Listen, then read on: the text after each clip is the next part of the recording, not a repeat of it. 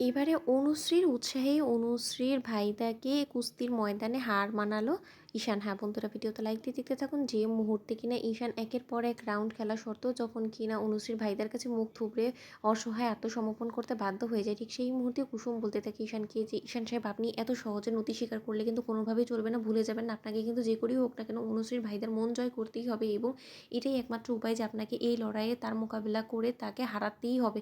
ঠিক সেই মুহূর্তে ঈশান যখন বলতে থাকে যে জাদুঘর, আমি যে আর পারছি না, আমি যে এই সমস্ত কিছু করে কোনো মতেই অভ্যস্ত না এবং আমাকে তো দেখতেই পাচ্ছ যে নাজেহাল করে ছেড়ে দিয়েছে এবং এই কুস্তি লড়াই করার সিদ্ধান্তটা আমার সম্পূর্ণরূপে ভুল সিদ্ধান্ত ছিল এবং এটা আমি খুব ভালো করে বুঝতে পারছি। এবার আমি কী করবো বলো তো, আমি যে আর জাদুঘর পারছি না এই লড়াইটা করতে, আমি তো হার মেনে নিয়েছি। ঠিক সেই মুহূর্তে যখন কিনা ঈশান বলতে থাকে যে জাদুঘর, হার মানা ছাড়া তো আমার কাছে কোনো রকম কোনো উপায় নেই বলো তো, নয়তো বা এই লোকটা এরকম করে বারবার করে আমাকে নাস্তানাবুদ করে ছাড়বে, আমি তো মরেই যাবো। যদি আমি মরে যাই তখন অনুশ্রী কী অবস্থা হবে তুমি ভেবে দেখেছো? ঠিক সেই মুহূর্তে কুসুম যখন বলতে থাকে যে যার জন্য আপনি লড়াইটা করছেন সে যদি আপনার কাছে এসে স্বয়ং নিজে বলে, আপনাকে যদি উৎসাহ দেয় যে আপনাকে এই লড়াইটা লড়তেই হবে, আপনাকে জিততেই হবে, তখন আপনি কী করবেন বলুন তো? পরিস্থিতির কাছে হার মেনে নিয়ে নতি স্বীকার করে নেওয়া একজন সামান্য মানুষের কাছে সেটা কিন্তু কোনো মতেই সমস্যার সমাধান নয় ঈশান সাহেব।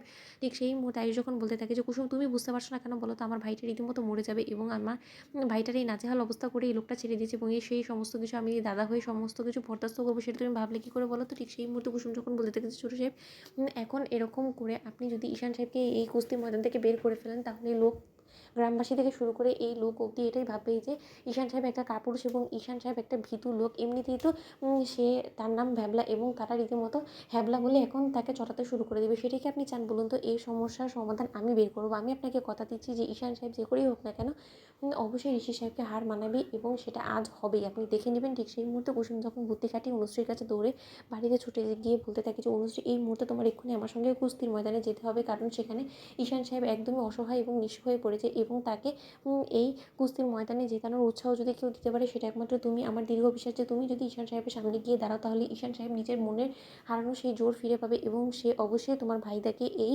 খেলায় মাত দিয়ে তোমার ভাইদার মন জয় করতে পারবে। ঠিক সেই মুহূর্তে অনুশ্রী যখন বলতে থাকে যে আমি এক্ষুনি যাবো, ঠিক সেই মুহূর্তে অনুশ্রী যখন কিনা ঈশানের সেই কুস্তির ময়দানে সেখানে যায় এবং অনুশ্রী যখন কিনা ঈশানকে বলতে থাকে যে ঈশান, তোমাকে পারতেই হবে, তুমি যদি হার মেনে নাও তাহলে কিন্তু তুমি চিরকালের জন্য আমাকে হারিয়ে ফেলবে এবং আমার ভাইদা কিন্তু কোনোদিনও তোমার কাছে আমার হাত দেবে না এবং তুমি নিশ্চয়ই সেটা চাও না। তাই আমাকে যদি ভালোবেসে, আমাকে যদি তোমার পেতে এতই ইচ্ছা থেকে থাকে, তাহলে তোমাকে এই খেলায় আমার ভাইদাকে যে করেই হোক না কেন হার মানাতেই হবে। ঈশান, তোমাকে উঠতেই হবে। ঈশান ওঠো। ঠিক সেই মুহূর্তে ঈশান মনের জোর ফিরে পায় এবং ঈশান যখন অবশেষে যে কুস্তির ময়দানে যখন কিনা অনুশ্রীর ভাইদার বিপরীতে আবারও উঠে দাঁড়ায় এবং বলতে থাকে যে আমি তো আজকে যে করেই হোক না কেন ভাইদা আপনাকে হার মানিয়েই ছাড়বো। তো বন্ধুরা, লাইক এবং শেয়ার করে সাবস্ক্রাইব করতে ভুলো না।